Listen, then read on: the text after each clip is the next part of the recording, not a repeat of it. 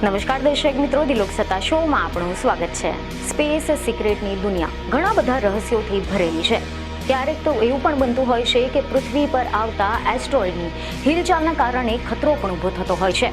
આમ તો ઘણા બધા એસ્ટ્રોઇડ પૃથ્વી તરફ આવતા જ હોય છે, જેથી કરીને નાસા સહિત વિશ્વભરના વૈજ્ઞાનિકો આવા એસ્ટ્રોઇડ્સ પર ચાંપતી નજર રાખતા હોય છે, જેથી તેઓ પૃથ્વી સાથે અથડાઈ ન જાય. સામાન્ય રીતે આવું નથી થતું, પરંતુ જો આ અથડાય તો પણ પૃથ્વી પર તબાહી મચાવી શકે છે. અને તાજેતરમાં પણ શોધકર્તાઓ એવી ચેતવણી જારી કરી છે કે 4 વિશાળ ઉલ્કા પૃથ્વી માટે ચિંતા પેદા કરી રહ્યા છે. આની સાથે જ એવા સવાલો પણ થાય છે કે શું આનો મતલબ એ થયો કે આ 4 ઉલ્કા પૃથ્વીની સાથે ટકરાવાના છે, અને જો તે ટકરાયા તો પૃથ્વીને કેવું નુકસાન થશે? તો ચાલો જાણીએ કે આ અંગે નજર રાખનારા શોધકર્તાઓનું શું કહેવું છે. અહેવાલ એવા મળી રહ્યા છે કે વૈજ્ઞાનિકોના કહેવા મુજબ હાલ તો 3 મુખ્ય એસ્ટ્રોઇડ પર નજર રાખવામાં આવી રહી છે. વધુ એક એસ્ટ્રોઇડ એટલો મહત્વપૂર્ણ છે કે અમેરિકન અવકાશની સંસ્થા નાસાએ તેના અભ્યાસ માટે મિશન લોન્ચ કર્યું છે. સૌ પ્રથમ તો અપોફિસ નામના એસ્ટ્રોઇડની વાત કરીશું. રિપોર્ટ એવા મળી રહ્યા છે કે અરાજકતા અને વિનાશના ઇજિપ્શિયન દેવતાના નામ પરથી આ એસ્ટ્રોઇડનું નામ રાખવામાં આવ્યું છે. તેને વર્ષ 2004માં શોધી કાઢવામાં આવ્યો હતો. તે પૃથ્વી સાથે અથડાવાની શક્યતા ઓછી જણાય છે, પરંતુ એવા અહેવાલો છે કે નાસાએ જાહેરાત કરી હતી કે આ અપોફિસ ઓછામાં ઓછો 100 વર્ષ સુધી પૃથ્વીને નુકસાન કરે તેવી કોઈ જ શક્યતા નથી, પરંતુ એવી તેમને ખાતરી છે. અમે હાલ તો જાણીએ છીએ કે તે વર્ષ 2029ની 13 એપ્રિલના રોજ પૃથ્વીની સાથે સુરક્ષિત રીતે પસાર થશે. તે બહુ જ નજીકથી પસાર થવાનો છે. આપણા જીઓ સ્ટેશનરી સેટેલાઇટ નજીક છે એટલા નજીકથી પસાર થશે.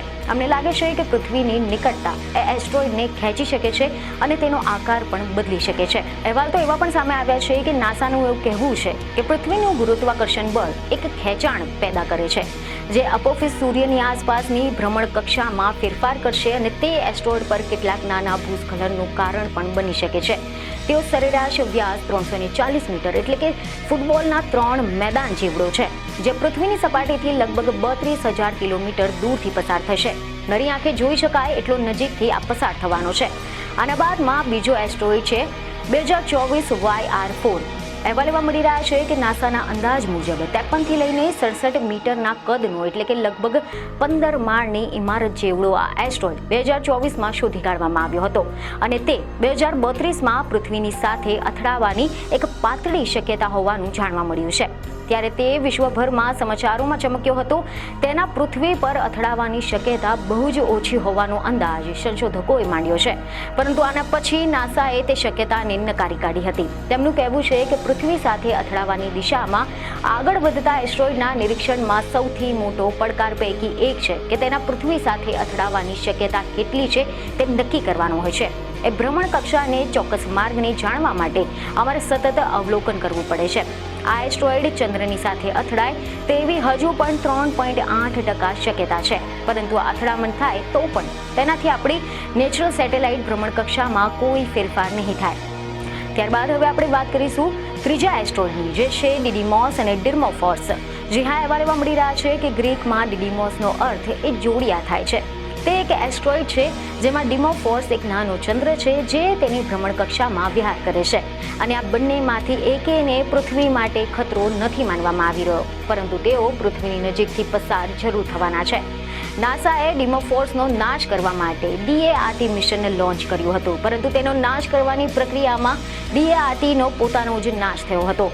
તેનો હેતુ એ ચકાસવાનો હતો કે પૃથ્વીને તે નુકસાન કરી શકે તેવા અવકાશથી ખડકોને તેના માર્ગમાંથી જ સલામત રીતે હટાવી શકાય કે નહીં.